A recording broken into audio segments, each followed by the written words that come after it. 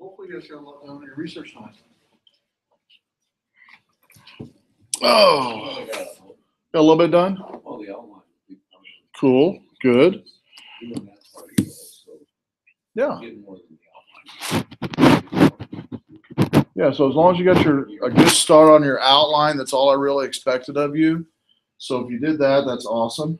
Was attendance required tonight? Do I know? No. I didn't think so. Okay. For Thursday I night? wasn't sure, so I didn't submit my name and or what I had done because I thought you were supposed to be here tonight. You were just supposed to submit. I believe the question was, what did you get finished with the lab? What did you get finished with your research on Thursday? That's all you were supposed to do. I just found all my sources, but I didn't make an outline. Yeah, no, you didn't have to. You just need to submit that what you did basically in the lab for last week, and that's all you got to do. You can definitely do that now. Yeah. I want to make a couple announcements. First is Hour of Code. Well, first do 3D printing. 3D printing, I will pass out to you. Yeah, there's that talk coming up. I want to make sure I go to that. Yeah, you want to RSVP to this. Oh, you do? So this gentleman here, Russ is actually in the picture there. Great guy. He owns his name's Russ Delaney. He owns Delaney Associates. They do a 3D printing shop in Roscoe. Excuse me. Anyway, he's got a brand new printer. The last time he came was April 2013. And he printed that iPhone that you see there, iPhone case there that the gentleman's holding. And at the end of the session, he got to bring that home. And so I'll show you real quick here some of the a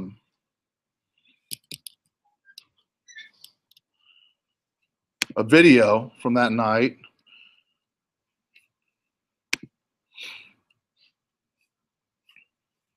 Oh, he did one last year? Yes, he did. Yeah. And so let's see here. Let's go find the video. I think it's on the homepage.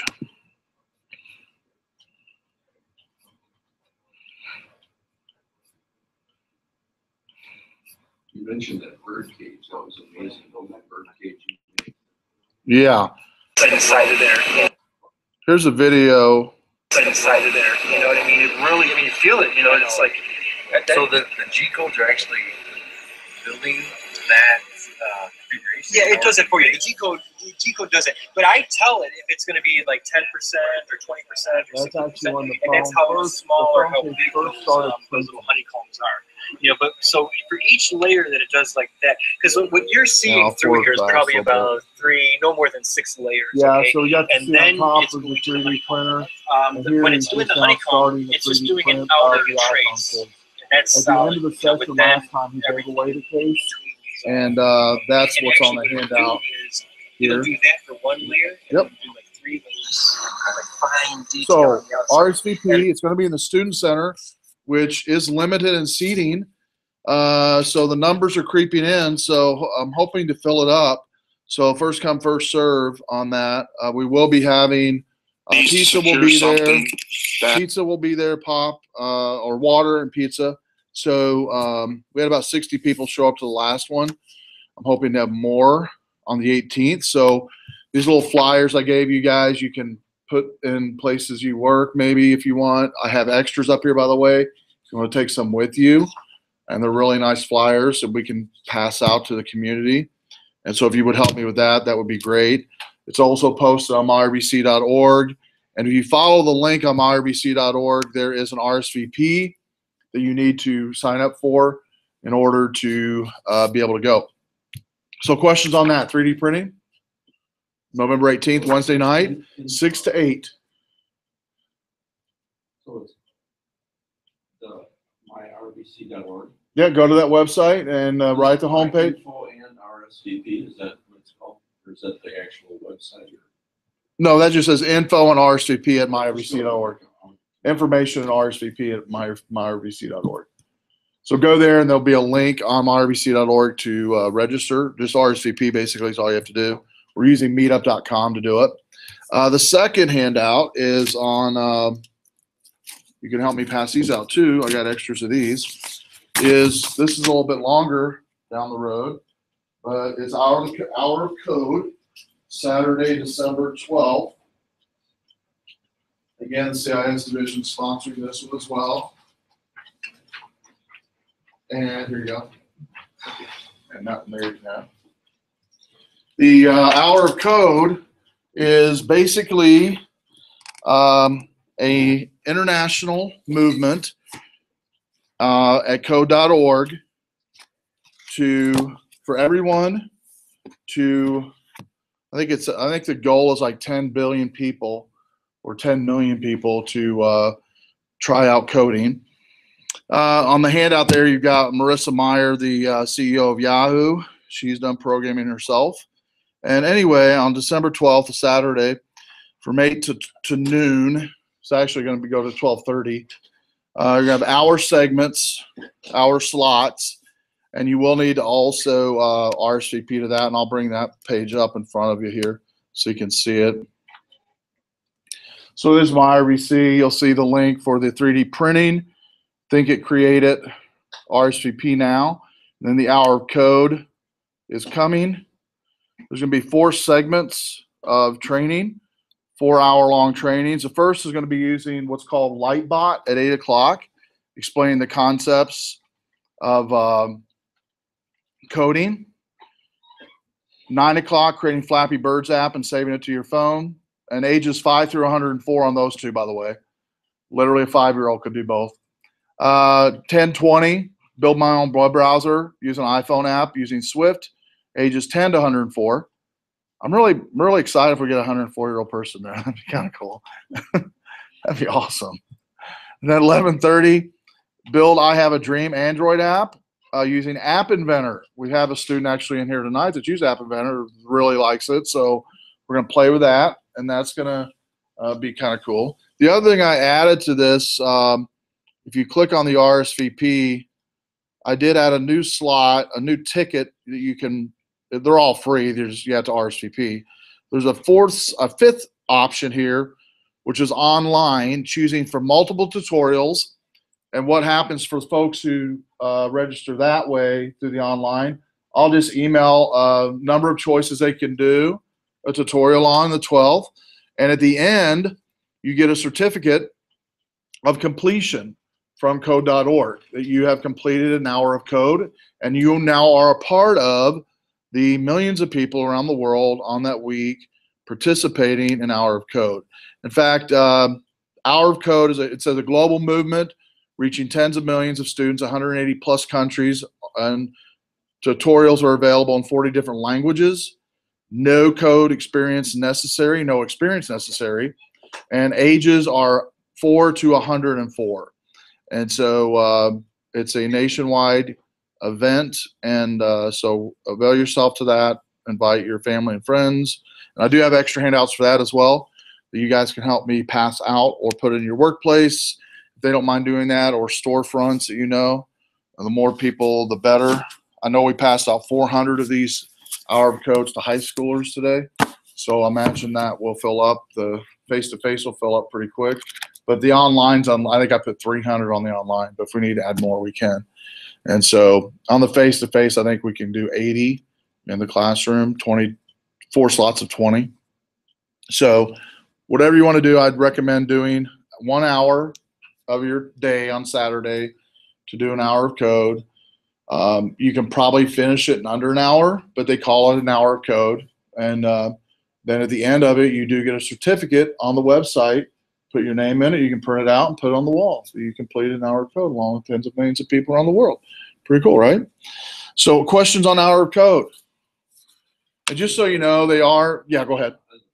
3D printing last year, in Japan, they printed a kidney for 3 months. Do what now? What was it again? In Japan, they 3D printed a kidney. Oh yeah, I've been posting like different articles each day about 3D printing. One of them had to do with healthcare. Yeah, it had to do with what was it? I mean, they want to go to like an office. Well, you've heard of prosthetics, a prosthetic 3D stuff, but this one had to do with a 3D printer printing out an organ. I can't remember which one it was off the top of my head, like part of a liver or something. Oh yeah, pretty trying to print all kinds of- Yeah, but no, it's into healthcare.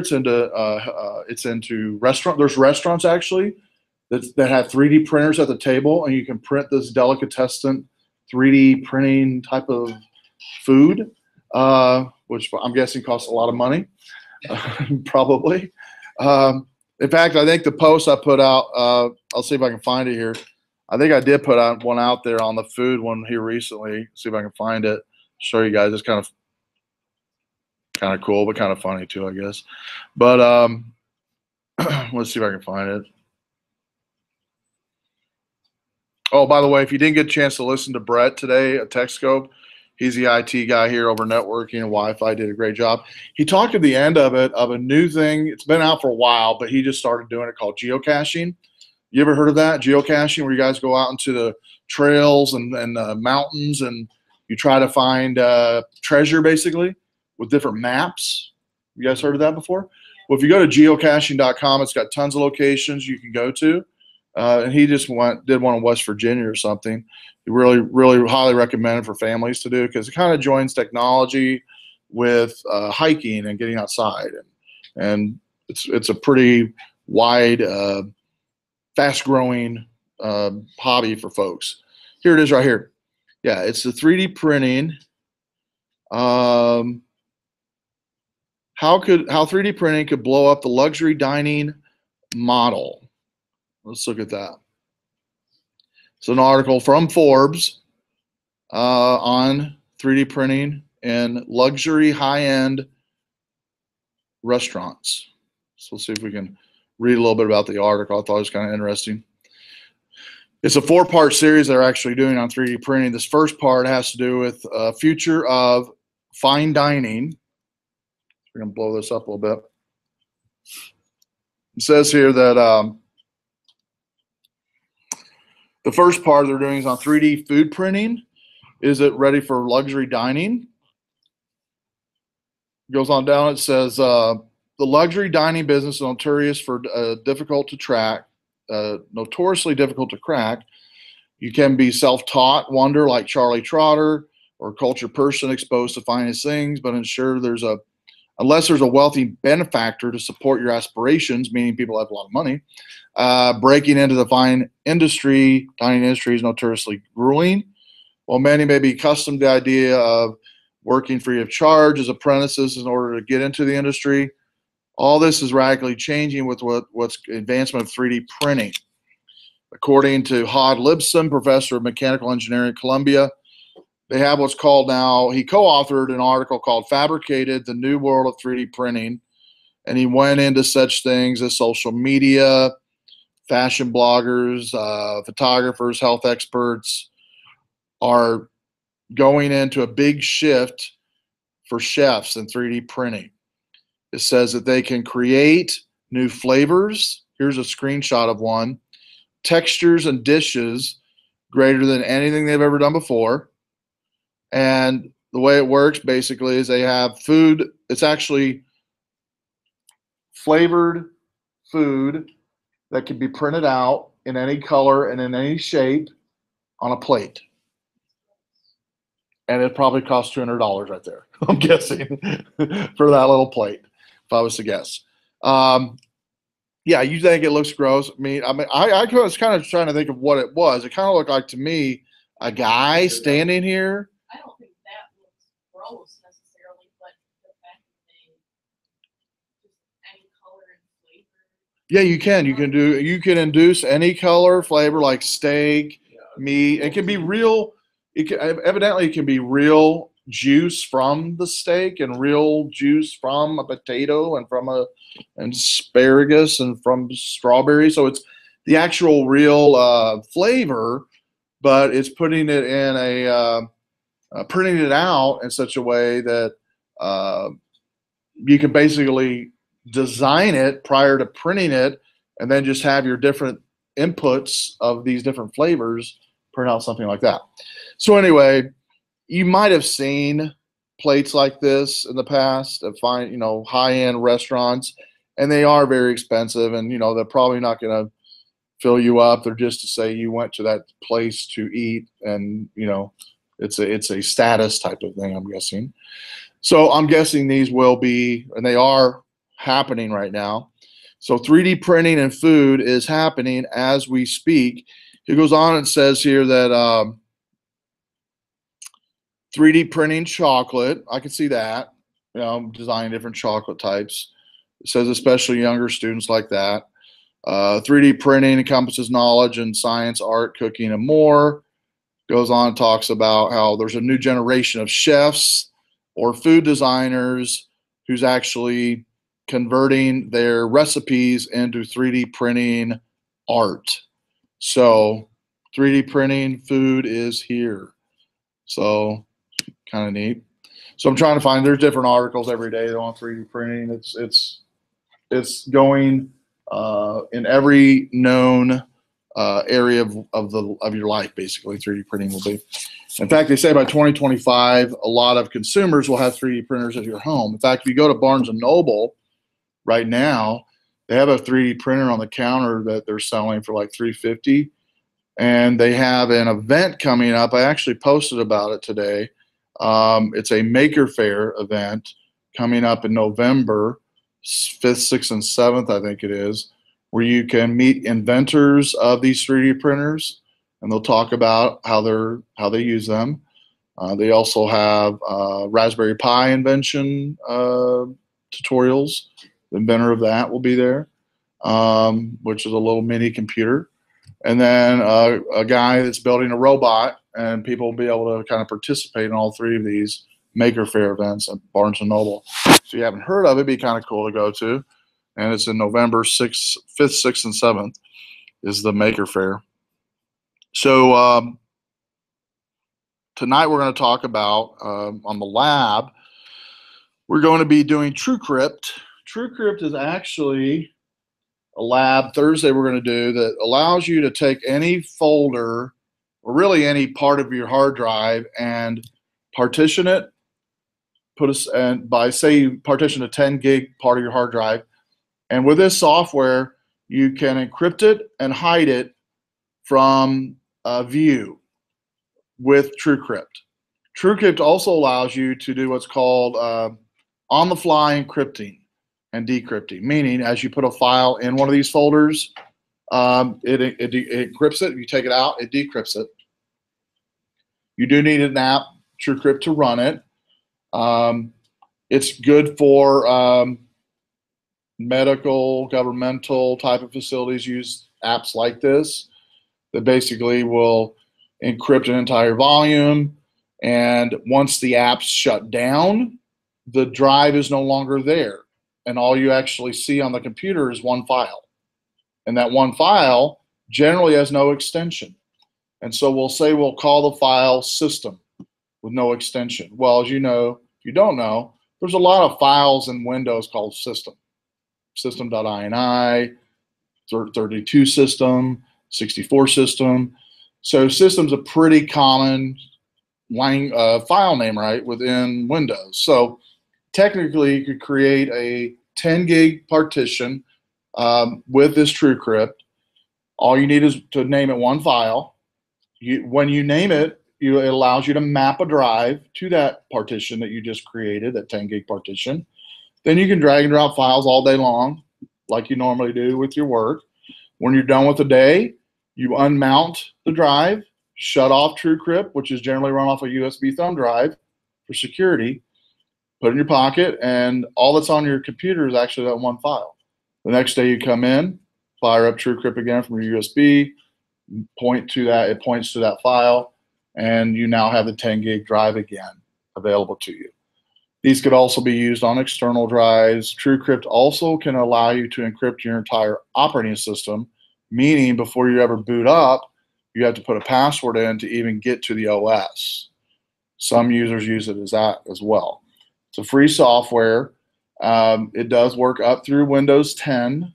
We're going to be using it on Windows 7 on Thursday. And so, yeah, the gentleman who created it to basically for security, to keep people out of R&D type of technology within companies like Apple, like Microsoft, like tons of companies here in Rockford have tons of R&D going on. And it's an easy thing to set up. It takes literally about 2 minutes to set up a 10 gig hard drive partition. And you can encrypt it with 7 different types of encryption as well. In fact, there's a spot we'll do on the lab on Thursday. The more you move your mouse while you're encrypting it, the more encryption you get. So if you move it for 30 seconds, you're going to get less encryption if you move it for a minute before you create it. So pretty cool tool. We're going to use it called TrueCrypt. Tonight I thought we'd talk about something. It's not non-text, but it's something I present usually on week 10. It has to do with BYOD. Has anybody heard of that term before? BYOD. It stands for bring your own device, right? And you probably do it. You just never did know, okay, I didn't know that was a technical term or a networking term. And before we get started talking about, why do you think BYOD is a nightmare for IT security folks? Can you think of a reason or reasons why people bring it? I mean, you're taking it home. You can introduce if it's not properly corrupt. Yeah, you could corrupt files, right? What else could you do if you connect a home device to a network? Lose data. Somebody lost a thumb drive and had all this data On the thumb drive? Yeah. They didn't know if it was stolen. It was like missing from the career. Yeah, it's a good point. Yeah, do you have a? So what are some other things people can do as far as, or what's some dangers of bringing your own laptop, tablet, phone, and connecting it to a network? What could happen if you did that? What could happen to the business network if you connected yours device? Not saying that you would do this, but what could happen? What could be on your device that would actually cause a security havoc? We talked a little bit about that this minute. Yeah, a virus could be on there, right? Malware.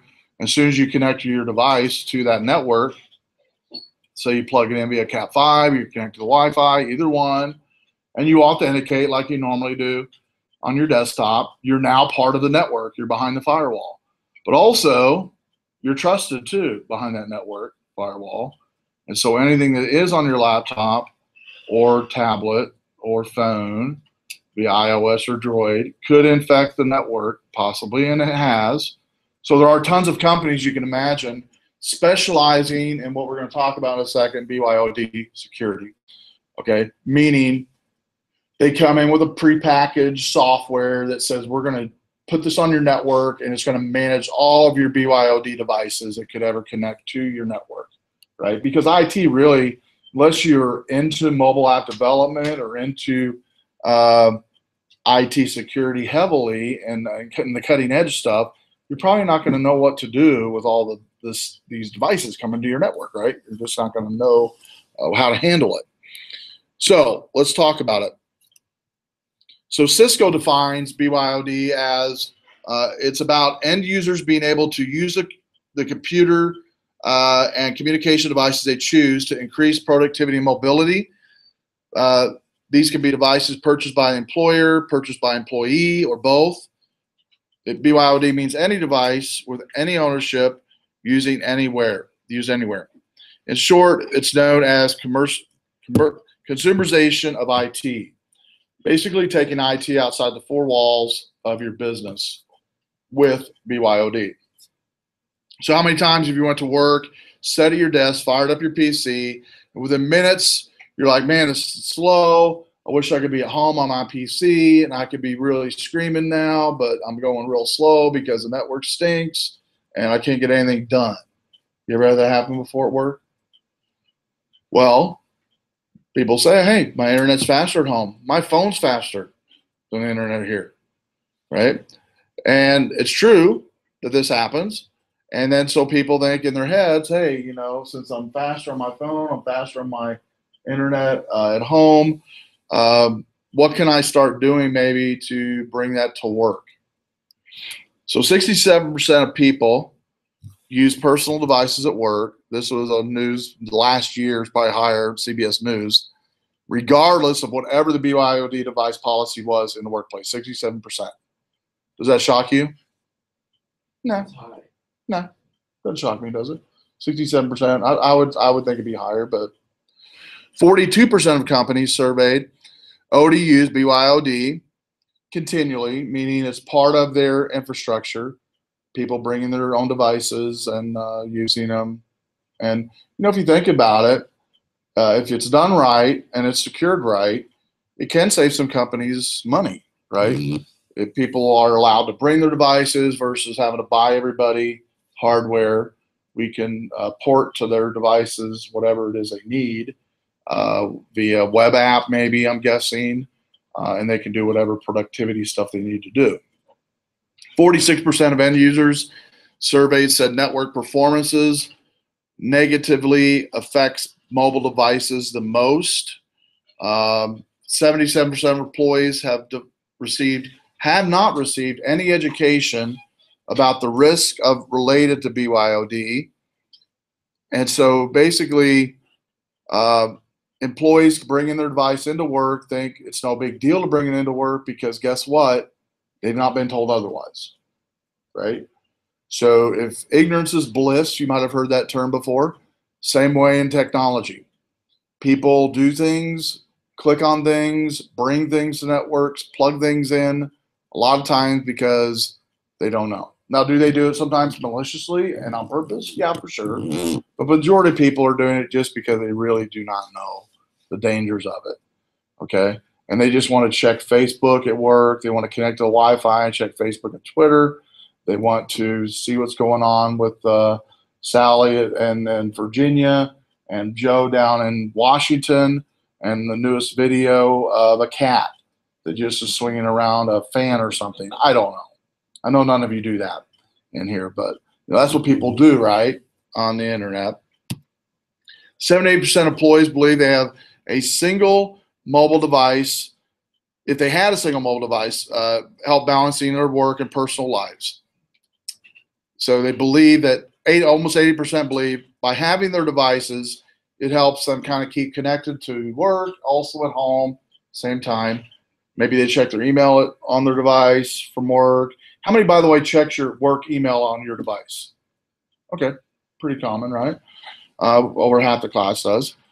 So only 11%, or 62% of companies surveyed plan to support BYOD by the year's end. This was in 2013, so that's kind of surprising. It's only a year ago that only 62% of companies planned on supporting BYOD. That's pretty scary. Because if you think about it, it's kind of like, should we put up stoplights on every corner of the highways and byways? There's a lot of cars out here now. Nah, we'll just kind of let people just kind of manage it. We'll let people decide when people should go and not go. It's kind of like what it is, really, if you think about it, because the devices are already here. It's like, I mean, I guess you could boot everybody that has their own device. You probably have no workers left, or very few, I'm guessing. So, but it surprised me that stat does that only 62% plan on having any support for BYOD by the end of the year 2013. Only 11% of end users access business applications from corporate office 100% of the time. And I think that's probably a little low. I think a lot of users probably today anyway, access a lot of their corporate resources from their mobile devices. It says here only 11% of users access business apps from the corporate. Oh, this means actually accessing them from the desktops or laptops. What it means that their corporation provides. That makes sense. So 10%, roughly 11% of users actually use their desktops and laptops to do their daily work. The other 90% use their phones or their tablets or their laptops or whatever it is that they're using and they're bringing. 24% of consumers surveyed currently use a smartphone or tablet as their primary work computing device. And again, this is a couple-year-old stat, so it's probably up higher than that today, probably 30, 40% at least, that use tablets at work. So advantages of BYOD is it serves customers 24/7, but it doesn't mention it on here. If you have a device at home that you can check your email all the time and check whatever, what does that tend to do when you're home? And but those of you who do this already, I mean, I've done it. What happens when you know, or you know that you have that email right that you can access? What do you tend to do when you're home? Not check it or check it? Anybody check it to see if there's anything new coming in? And if you do that, then guess what? It's 9 o'clock at night. Instead of waiting until 9 in the morning, you're working on whatever project that you just got emailed about because you don't want to deal with it when you get in at 9 o'clock in the morning, right? And so it actually increases people's work time, which probably decreases their productivity, because if you're not giving yourself a break throughout the day, and you're working hard already during the day at work, you come home and work hard at work, for work, on your device, eventually that will catch up to you and it will cause degradation in your work performance. Also, there are advantages of no geographical boundaries. You can do this from the beach, you can do it from the car, you can do it from the bar. It's almost sound like Dr. Seuss. I am more familiar with my own device. Yeah, that makes sense, right? People are more familiar with their phone or tablet than an old 19 or 2000 and let's say old, we'll say an old 2013 computer. Okay, we'll say old 2013 computer. You're more familiar with your device. That makes sense. The potential to save the employer money. Okay, you're doing the device work on your device, going to save them money, not having to buy as much hardware, and easy to educate because it's the people's own device. They know how to use them. So disadvantages. We've already talked a few about these, right? Viruses, malware can be brought in to the network. What about databases? We could connect to the databases at work, but also push them to the cloud and then expose them to the world. That wouldn't be good. And that's happened before, where people have downloaded or synced a database, a contact database, and then synced it to their Google Drive, which, by the way, they find out later is public. And now everybody in the world can see that Google Drive that they just published for everybody to see. Domain issues, group policy issues. Really, when you talk about group policy issues, it does not even touch a mobile device. It doesn't know what to do with it. So, because your security on your Windows devices and what I can do with the Windows device with group policy, I can do on a Windows server. I can't. But if you bring in a iOS or Droid device, I have no control over that. Group policy editor. I have no control over that. I can't control that at all. You can do whatever you want. You can see whatever you want a lot of times and bypass security that group policy editor might have in place. So also, somebody mentioned this earlier about losing it. What they lose the device and it has corporate data on it, security numbers, credit card numbers, that could cause financial problems for the company, losing customers, getting sued, a whole list of ramifications for that one. And the big one, the C word, control. If you've worked in IT at all, or anybody, any place has any IT inklings, that's the big reason right there, is have no control over what people do on those devices. You have no control where they go, where they've been, what they bring in. And why do you think that's important, to have control, somewhat control, over the devices people are connected to your network? Why do you think that's important? When I mean by control, I mean what websites they can go to, what applications they can launch, what those applications do. Why is it important, do you think, for IT to have control over those things? Anybody? There's a lot of bad applications and websites that are, Yeah. might have Doing something behind the scenes, right? Yeah, so we got iOS apps that do it, Droid apps that do it, that do things behind the scenes, possibly that it's unaware to the user, but it might be stealing data, it might be stealing bandwidth, might be doing a lot of things. So control is a big thing, but really when it comes to control, really what I think is most important is data. Data need to be controlled. So if I connect my phone, how many connects your phone to your work network now? Or you can connect if you want to, or your tablet. If you connect your phone or your tablet to a work network, grab a file, put it on your device, take it home, it's now gone off the network.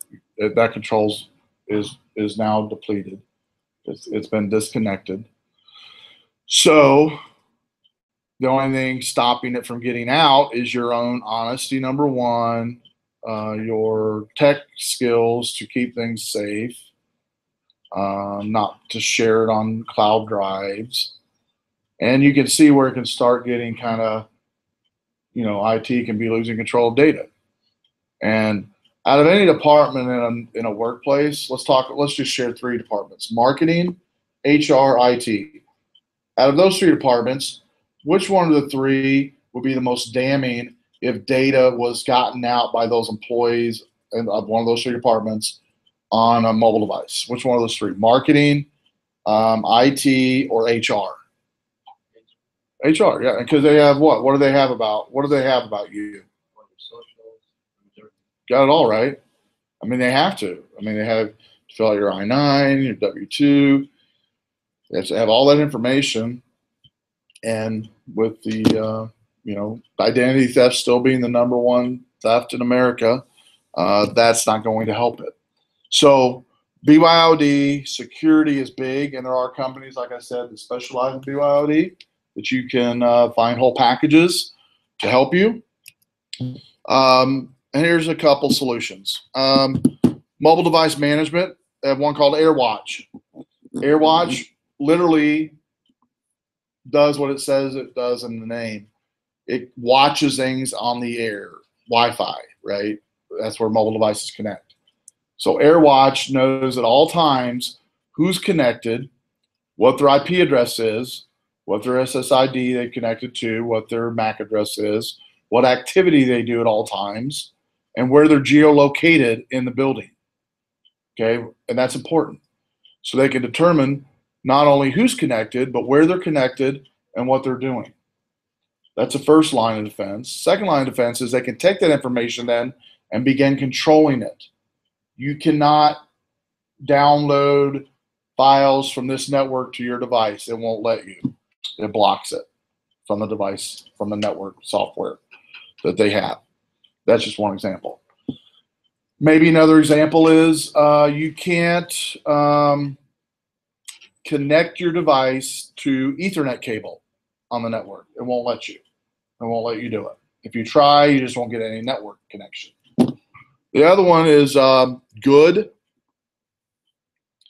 Is another solution. And then a couple of the other ones that in device management to help is forcing password policies on a device, BYOD device, forcing encrypted backups on those devices, centralizing remote wipe capabilities, which is easily done on iPads. So if all my people have iPads and say somebody quits and doesn't bring their iPad in immediately, I can remote wipe that device from a central location. In fact, let me just show you that real quick. I'll bring up my me.com where I can look at all the devices I'm connected to on my iOS devices. And you guys can see a map here in a second of all the devices and some of the things I can do on those devices. And the companies have this, by the way, and they manage it this way using Apple's Find a Device. It's called Find Phone. I'll click on that. So it's locating my devices. I've got to sign in here.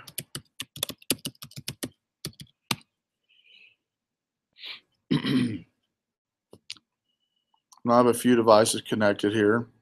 So as you can see right there, the two green dots represent, or three green dots represent the devices connected. Now, what's kind of cool is you're actually seeing right here, Carolyn, my wife, she's literally driving right now.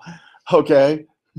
You can see her driving there on Spring Creek, it looks like. And if I refresh this page, we'll see where she's at now. It does refresh so often, but not the greatest. So she's almost to Mulford, it looks like. Oh, there you go. She is on Mulford. So anyway, what's cool about this is if I have company drivers, right? This is how this is used, by the way. Company drivers that are fleet drivers going out to do services or salespeople, I can know from this map where everybody's located at. Okay. What's cool is I can also right click on this here, and I can send them a message. I can erase a phone. I can play a sound. I can put it in lost mode. And if I play a sound here, which I'll play one, and she'll ask me why she got a sound later. Yeah, sound was played on Carolyn's phone. I just did that. I have used this, by the way, to help her at times. She was, she was traveling with some ladies coming back from St. Louis, and they were supposed to turn on 3951 off of 55, right? And I'm watching them as I'm talking to her on the phone. I said, and they just passed 3951. I go, are you guys going to Chicago or something? We're like, no, we're coming to Rockford. Like, well, you passed 3951 10 minutes ago. Well, how do you know that? I can see everything you're doing and where you're going, remember? She goes, and so then she was telling the driver about it. She goes, my husband just said we passed the 3951. She goes, no, we didn't. We didn't pass that. Sure enough, the next rest stop, they pulled over and found out, oh, yeah, they went past it. Yeah, they were talking and forgot about it, where they were. Guys never do that, by the way. We never do that. Okay, I told her that. Hope you lose your iPhone, then you go to your machine and Yeah, exactly. Yeah. know where it's at. And you'll notice here I've got, let's see what this one is. This is my MacBook Air that's connected right now tonight. You can connect find your phone there. And then Carolyn's iPad's at home. And I can actually zoom into this to get closer. I have more devices at the house, which is literally right across the way. Carolyn's iPad, my iPad, and I think this is an RBC one here. I've got, yeah, just it says iPad. And if I come over here to this one, go further, bring it out. What I got here, I should have a few here. So there's my phone, MacBook Air, iPhone, MacBook Air, and the iPad you guys logged in with tonight. And so from that, I can view all the devices and do a remote wipe if I wanted to. Like I said, I can even on a MacBook Air, I can erase it. If it got lost, I could literally erase it. It's the first time somebody connected to an internet connection, I could erase it or lock it. So that's pretty cool. And that comes built with iOS. And Droid also has other features pretty close to that you can turn on. Some of them I think are paid versions, but I recommend doing it. And most companies that have mobile devices do what I just showed you. When they set up their iPads for their VPs and salespeople, they set them up with the same account, log them in to the same Apple ID to where they can track them and find out wherever they're at. Not just to spy on them, but I guess there is some of that to see where they're at. But also if they're near a business where they can visit and they're close by, they can say, hey, I noticed you're only 2 blocks from ABC company, might go visit them. Oh, yeah, great. I didn't think about that. So it works in a lot of different ways. So centralizing wipe capabilities and then forcing attachments to particular SSID. What that means is you can, with some management tools like AirWatch, you can say these devices that connect that's foreign to our devices or even known devices have to connect to this SSID. Have to. Can't connect to any other SSID within our network. It won't let you. That's a good one too, because that way you can control activity. You can control where they go, what they see, while they're connected to the network. Now, when they disconnect, they're on their own. It's their device just like normal. But when they're connected to the network, IT should be able to control everything that they do as far as where they go, what they see, what they download, track everything, because it's company time, right? So you should be able to do that. Cisco purchased a Meraki system in 2012.